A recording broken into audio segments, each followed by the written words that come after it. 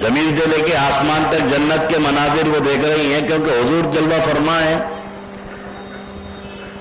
तो सैयदा आमिना फरमाती है कि जब हुजूर की विलादत तैयबा हो रही थी तो मैंने देखा कि आसमानों से फरिश्तों का झुंड आ रहा है, और जिब्राईल अलैहिस्सलाम, मीकाईल अलैहिस्सलाम, इजराईल अलैहिस्सलाम, इसराफील अलैहिस्सलाम, ये सब आसमान से उतर रहे हैं, और चारों फरिश्तों के हाथ में झंडे हैं। चारों फरिश्तों के हाथ में झंडे। ये उम्मुल हज़रत सैयदा आमिना फरमाती है, मेरे आका की वालदा, और किसी और औरत का ख्वाब नहीं है, नबी की माँ का मुशाहिदा है, ख्वाब नहीं है, हालत बेदारी में देख रही हो कि चारों फरिश्तों के हाथ में झंडे हैं। फरमाती है कि हर फरिश्ते के पीछे 70,000 फरिश्ते हैं, और हर वो फरिश्ते के पीछे 70,000 फरिश्ते हैं, और सबके हाथ में झंडे हैं। तो सैयदा आमिना फरमाती है कि आसमान नजर नहीं आ रहा था, नबी की विलादत के वक्त आसमान पे झंडे ही झंडे नजर आ रहे थे।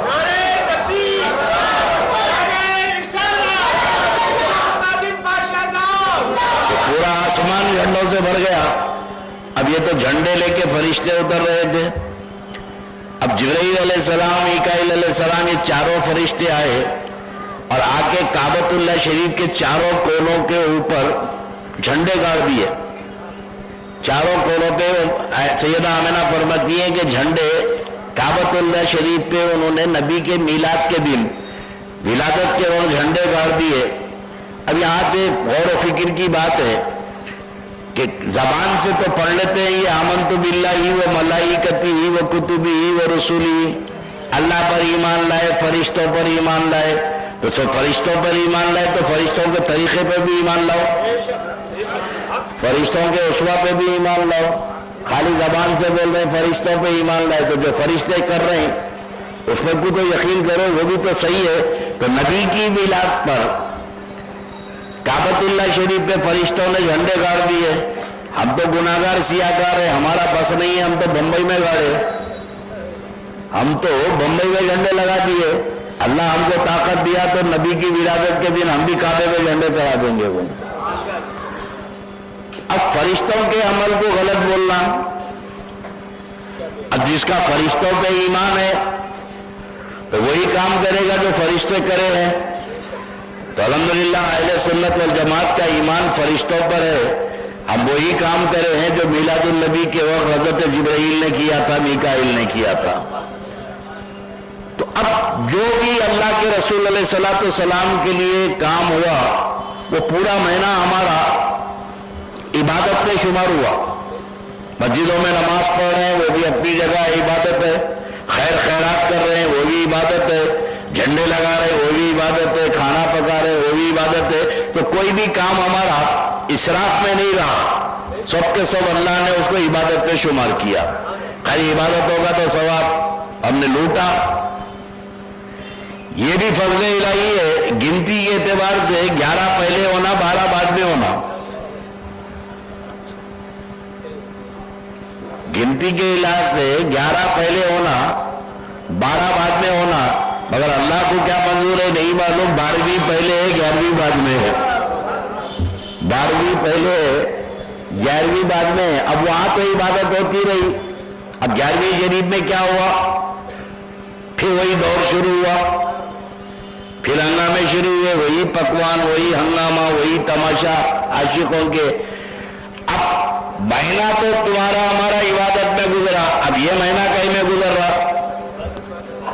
दायरे के भाई ये तो हौसे आदम का जिक्र हो रहा है, बड़े पीर महबूब सुबानी का जिक्र हो रहा है, तो ये किस अकाउंट में डालेंगे आप? रबी अव्वल को तो इबादत के अकाउंट में डाल दिए, 11वीं को कौन से अकाउंट में डालेंगे? तो फिर अल्लाह के नबी ने फरमाया, उससे पहले आप समझे कि हर आदमी कपड़े पहनते हैं, किसी को तौफीक दिया तो कोई हफ्ते में एक बार धुला लेता है, कोई हफ्ते में 2 बार धुला लेता है कपड़े तो मैले होते हैं, बाहर निकलेंगे तो कपड़े मैले होंगे, मैले कपड़े पहन के तो कोई फिरता नहीं है, कोई दिन में एक बार बदलता है जोड़ा, कोई हफ्ते में 2 बार धुलाते हैं, मगर कपड़े धुलते रहते हैं। भाई क्यों कपड़े धुल रहे हैं? तो कपड़े मैले हो गए, कपड़ा मैला हो गया है, मैला कपड़ा نہیں پہنتے ہیں دھلاتے ہیں. بھائی بدن کے اوپر جو تیرے کپڑا ہے اس کو تو ہفتے میں 2 وقت دھلا رہا ہے, اور گناہوں کی وجہ سے جو دل میلا ہو گیا ہے اس کو کب دھو رہا ہے؟ اس کے دھونے کا کون سا انتظام کیا ہے؟ خالی بدن کی صفائی کا تو انتظام ہو رہا ہے. باہر سے آتے ہی نہا لیے, ہفتے میں 2 بار کپڑے دھلا لیے. تو بندہ مومن کے پاس ظاہری نجاست کے علاوہ باطنی نجاست کا بھی خیال ہے کہ یہ دھلائی بھی ہوتی رہنا چاہیے. اندر جو کثافت ہے, جو میل جم گیا ہے, دل گناہوں کی وجہ سے جو میلا ہو گیا ہے, اور روح جو میلی ہو گئی ہے, کہ روح کے لیے کیا کیا جائے؟ ہر چیز کا انتظام تو آپ کر رہے ہیں, کھانے پینے کا انتظام کر رہے ہیں.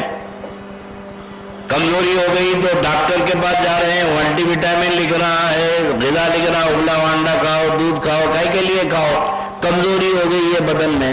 تو بدن کی کمزوری کا تو اتنا خیال ہم کو ہو گیا کہ ذرا سی کمزوری ہوتے ہی ہم ماجونا حلوے حکیم صاحب سے کھا رہے ہیں, ڈاکٹر صاحب سے لکھا رہے ہیں.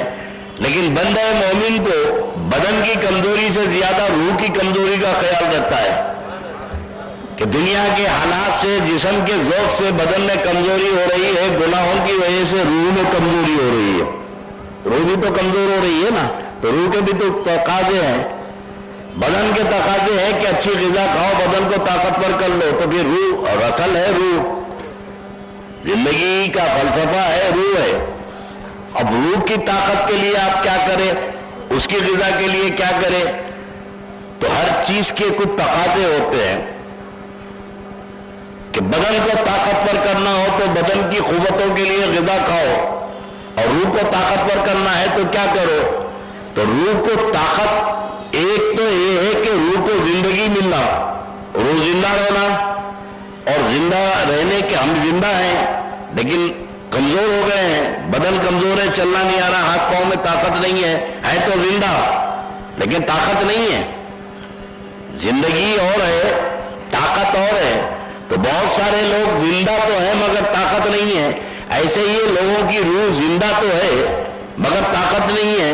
تو اب روح کو زندگی دینا ہو تو اللہ اللہ کا ذکر کرو, روح کو زندہ رکھنا ہو تو ذکر اللہ کرو, لا الہ الا اللہ کا وظیفہ پڑھو. لا الہ الا اللہ جتنا کثرت سے تم پڑھتے جاؤ گے تمہاری روح کو زندگی ملتی جائے گی, اور محمد رسول اللہ پڑھ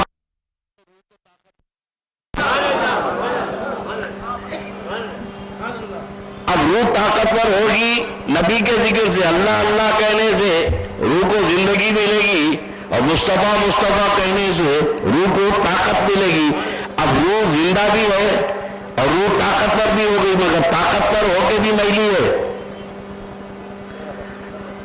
طاقتور ہو کر بھی میلی ہے. اب یہ میلی اور کثافت کو کیسے دور کرنا؟ تو آقا و مولا فرماتے کہ اس کی کثافت, اس کا میلا پن دور کرنا ہو تو اس کے لیے میرے آقا نے انتظام فرما دیا. اللہ کے نبی علیہ السلام فرماتے ہیں کہ ذکر الاولیاء کفارۃ من الذنوب, اللہ کے محبوبوں کا ذکر کرو تو گناہ دھلتے چلے جائیں گے. محبوبوں کا ذکر کرو تو گناہ دھلتے جائیں گے. تو اب پتہ چلا کہ غوث اعظم کا ذکر کسی ذاتی منفعت سے, کسی فائدے کے لیے نہیں کر رہے ہیں ہم دنیاوی, بلکہ ہم سمجھتے ہیں کہ یہ ذکر کرنے سے ہمارے گناہ معاف ہوتے جا رہے ہیں. اور قرآن پاک میں اللہ فرماتا ہے کہ ان الحسنات یذہبن السیئات, کہ نیکیاں گناہوں کو مٹا دیتی ہیں. ادھر نیکی کر رہے ہیں, اللہ رب تبارک و تعالیٰ گناہوں کو مٹاتا جا رہا ہے. تو 11ویں شریف کا مہینہ ہمارے گناہوں کی دھلائی کا مہینہ ہے, گناہوں کی صفائی کا مہینہ ہے. اب جس کو گناہ دھلانا ہے غوث کا ذکر کرے, جس کو گناہ دھلانا ہے مخدوم ماہیمی کا ذکر کرے, بابا بہاؤالدین کا ذکر کرے, اولیاء صالحین کا ذکر کرے. اب ان کے ذکر سے اب کسی کو میرے کپڑے دھلنے سے کسی کو کیا تکلیف ہو رہی ہے؟ اگر میں روز کپڑے پہن کے صاف دھل کے نیک پہن کے نکل رہا ہوں, کوئی بات یہ نہیں بولتا بھائی آپ روز روز کپڑے کہیں کو دھلا رہی. کوئی سلفی ہم سے یہ نہیں پوچھتا کہ بھائی آپ روز روز کپڑے کہیں کو دھو کے پہن رہے, بلکہ بولتا بھائی بہت نفاست پسند آدمی ہیں, روز آنا ڈریس چینج کرتے ہیں. بہت طبیعت میں نفاست ہے، میرے ظاہری کپڑوں کی تو تعریف کر رہا، کپڑے صاف کر کے پہن رہا ہوں، ارے بات نامعقول، تجھے میری ظاہری نجاست اور کثافت نظر آ رہی ہے، لیکن میں یہ چاہتا ہوں کہ جب میں اپنے کپڑے ہر روز نئے نئے دھو کے پہن رہا ہوں تو میں یہ چاہتا ہوں کہ میری روح کو بھی روز روز دھوتا رہوں اور صبح سے شام تک ولیوں کا ذکر کرتا رہوں۔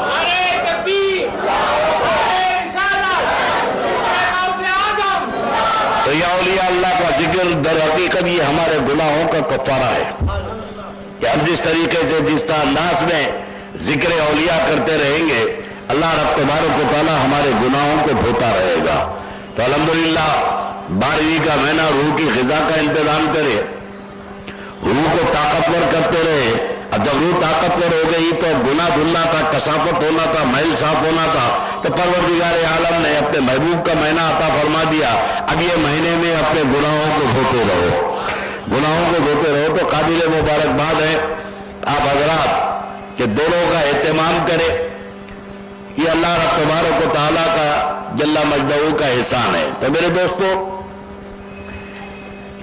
آج کی ہماری مختصر سی گفتگو ہوگی کہ اللہ رب تبارک و تعالیٰ جل مجدہ ارشاد فرماتا ہے ذالک فضل اللہ یؤتی من یشاء واللہ ذو الفضل العظیم، یہ اللہ کا بڑا احسان ہے، یہ اللہ کا بڑا فضل ہے، جسے چاہے عطا فرماتا ہے، جسے وہ چاہے اپنا فضل عطا فرماتا ہے۔ اب ظاہر ہے کہ جسے چاہے فضل عطا فرماتا ہے، تب کائنات عالم میں آپ غور کریں اللہ چاہا کس کو، اللہ نے چاہا کس کو؟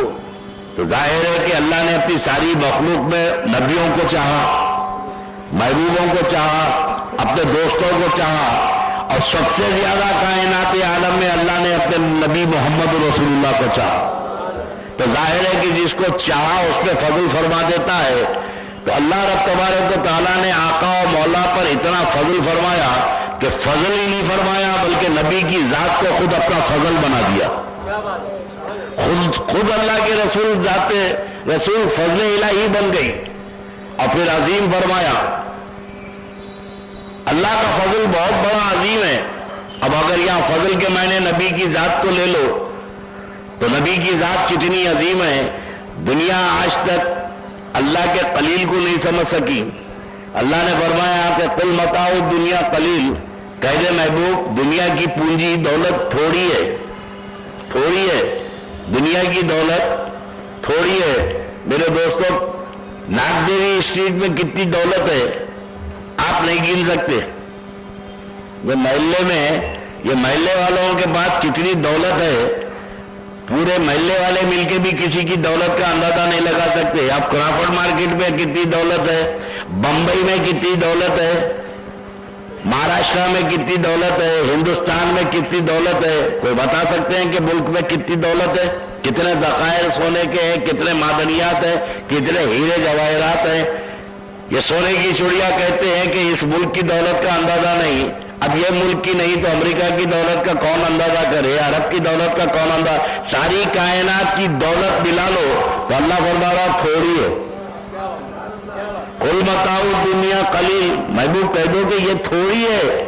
تو دنیا کو تھوڑی سمجھ میں نہیں آ رہی ہے، جس کو اللہ تھوڑی بولا نہیں سمجھ میں آ رہی ہے، اور جس کو اللہ عظیم بولے وہ کیسے سمجھ میں آئے گی؟ جس کو اللہ نے عظیم کہا وہ کہاں سے سمجھ میں